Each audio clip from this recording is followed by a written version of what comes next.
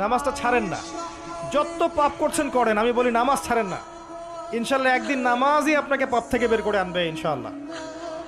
আর শয়তান আপনাকে হতাশ করতে চাইবে, শয়তান আপনাকে হতাশ করতে চাইবে যে তুই তো গার্লফ্রেন্ডের সাথে কথা বললি, রাতের বেলা পর্ন দেখলি, তুই তো ফ্রি মিক্সিংয়ে আছিস, তুই মাদক দ্রব্য খাচ্ছিস, তুই কাজে ফাঁকি মারিস, তুই ট্যাক্স আদায় করিস নাই, দুর্নীতি করছিস, তুই আবার নামাজ পড়বি কেন? শয়তান আপনাকে এগুলো বোঝাবে কিন্তু যে নামাজ তো আমার শোভা পায় না, আমি তো অনেক পাপী মানুষ। এই ধোকায় পা দিবেন না। আপনি নামাজ কন্টিনিউ করতে থাকেন, ইনশাল্লাহ আল্লাহ পাক আপনাকে পাপ থেকে বের করে আনবেন ইনশাল্লাহ। ওই নামাজটা যদি ছেড়ে দেন তাহলে আর কোনো হাতিয়ার বাকি থাকবে না। আর আপনি যত পাপ করেন না কেন মায়ুস হবেন না, মন ছোট করবেন না।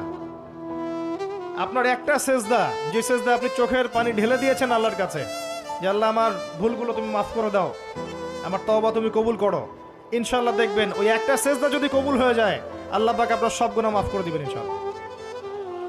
হতাশ হবেন না। শয়তান হতাশ করতে চাইবে মানুষকে, শয়তান মানুষকে হতাশ করতে চাইবে। এমনকি আপনার যদি পাহাড়ের পরিমাণ ঋণ থাকে, ওই ঋণ শোধ করার ব্যবস্থা আল্লাহ পাক করে দিবেন ইনশাআল্লাহ তাআলা। হতাশ হবেন না, নামাজ ছাড়েন না। আর আমি একটা কথা বারবার বলেছি, আবারও বলছি যে চলমান যে 3G 4G নামাজগুলো চলছে এগুলো থেকে নিজেকে দূরে রাখুন। সব এখন ডিজিটাল, নামাজও ডিজিটাল।